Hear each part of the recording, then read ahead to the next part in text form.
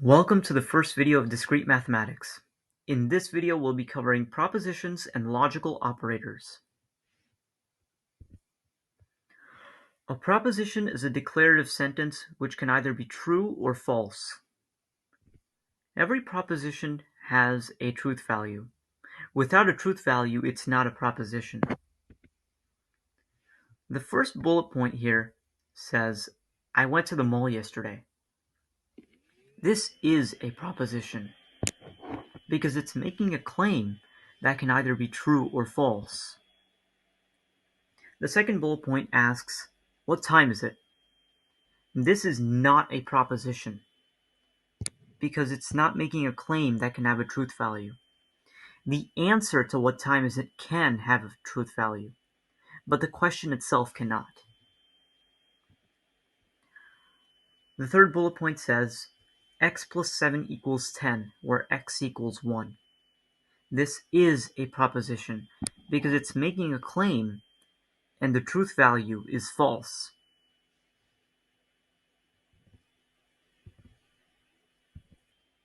Logical operators. These are common symbols that we'll be seeing later in the course. The negation symbol, the conjunction symbol, the disjunction symbol, the exclusive or, and the conditional statement symbol.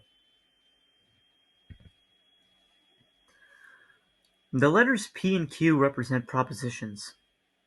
Other letters such as R and S are also used in discrete mathematics to represent propositions, but in this video we'll be using the letters P and Q.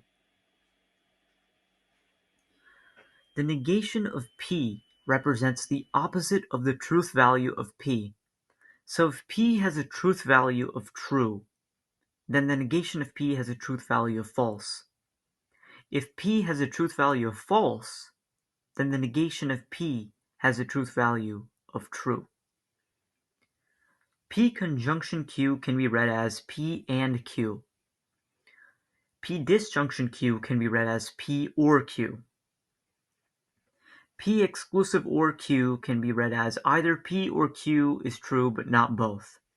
This is different from P disjunction Q because although they're both saying P or Q, in the disjunction, P and Q can have the same truth value. Both P and Q can be true or false together in the disjunction, but in the exclusive or, one of them has to be true and the other has to be false. So if P is true, Q has to be false, and if Q is true, P has to be false. Lastly, the conditional statement of P and Q can be read as if P, then Q. The conditional statements are used in proofs in discrete mathematics. More on conditional statements. The converse of the conditional statement if P then Q is if Q then P. The contrapositive of if P then Q is if negation of Q then negation of P. And the inverse of if P then Q is if negation of P then negation of Q. The contrapositive could be thought of as a mix of converse and inverse, because you're swapping the signs and negating both sides. Congruency. This is not the same as an equal sign. This is finding something that is congruent to something else, something that is logically equivalent. That will make more sense as we progress in the course. De Morgan's law.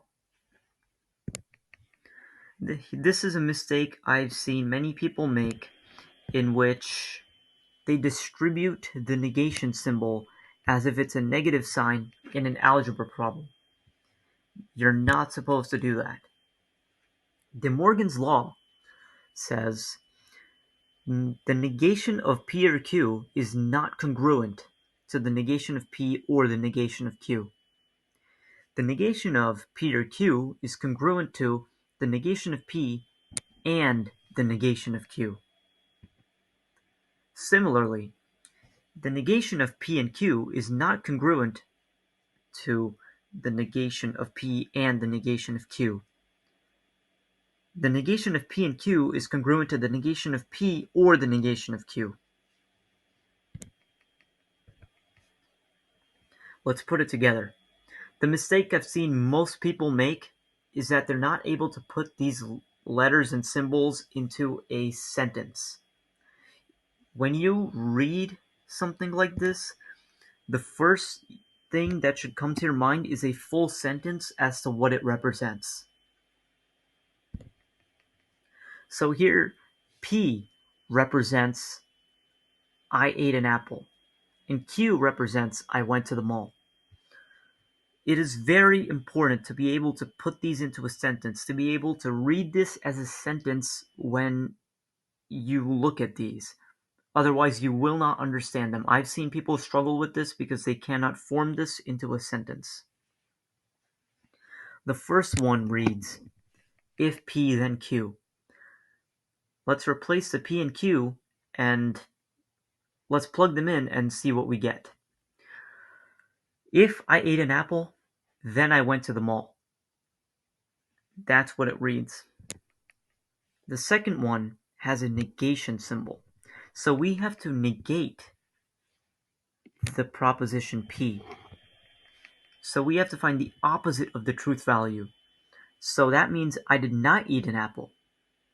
So if we want to read this whole thing together, we want to read, I did not eat an apple, or I went to the mall.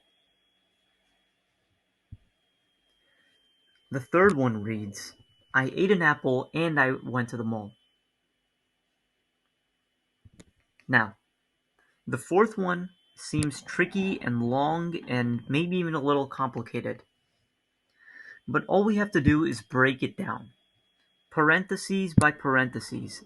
This is one section, this is the other section, and this middle is the symbol that's connecting them.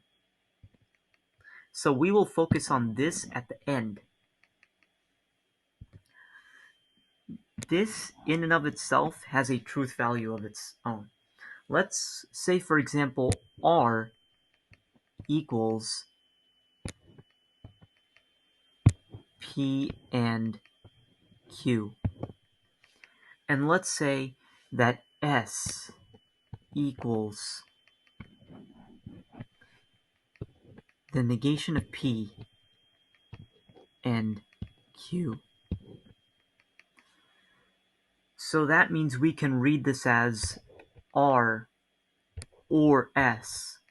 R can have a truth value of its own, and S can have a truth value of its own. So anything in a parentheses put together has a truth value. So this has to be read as 1, and this has to be read as 1, and then we're connecting them. So, first we have to read this. I ate an apple and went to the mall. Now the second part. I did not eat an apple and went to the mall. And now that middle part.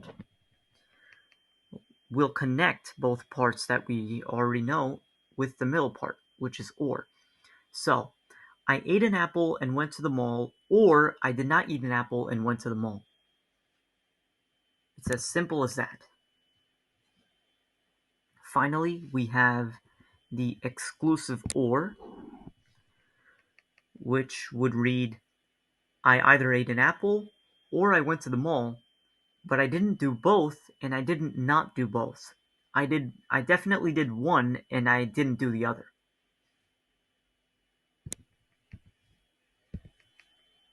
Universal and existential quantification. This is simpler than it looks.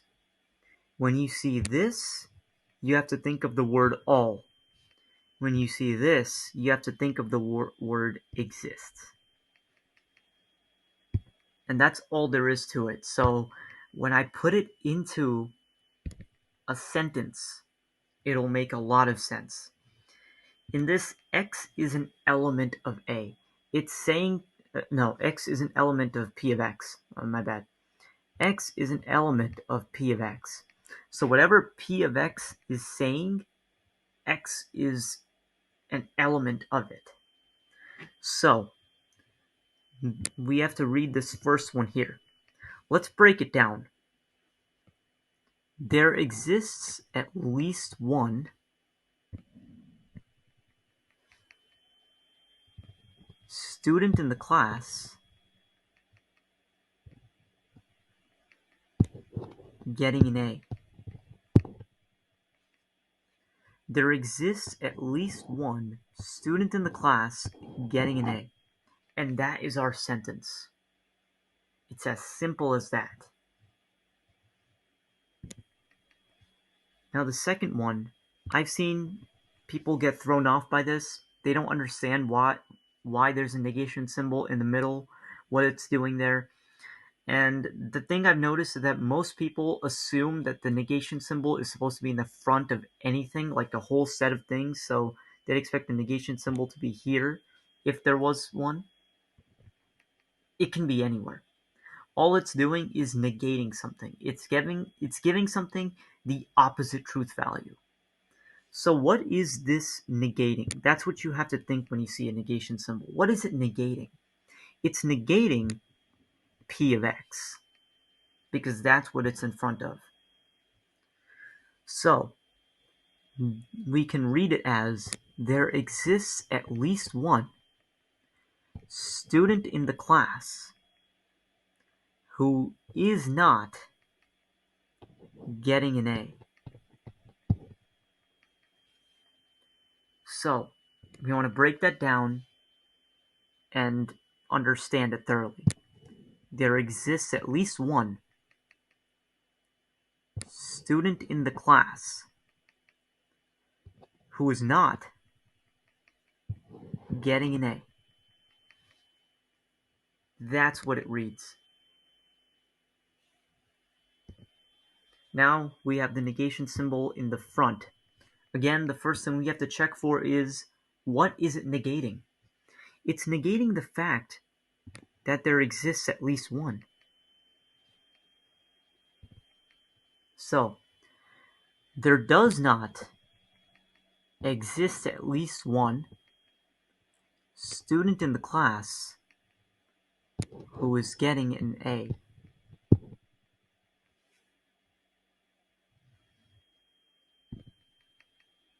It's that simple. And that was the existential quantification. Now we have to move on to the universal quantification. All students in the class are getting an A. And that's a pretty good class. All students in the class are getting an A. It's that simple. Again, don't let the negation symbol in the middle trick you. It's just negating something. You have to figure out what it's negating. It's negating p of x. So if p of x is getting an A, then the negation of that would be not getting an A. So all students in the class are not getting an A. And finally, the last example, I'll write it at the bottom. Not all. So it's negating the fact that all of them are either getting an A or not. Not all students in the class are getting an A.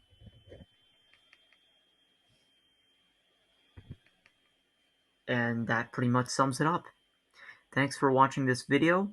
Please be sure to like and subscribe. And the next video will be about truth tables.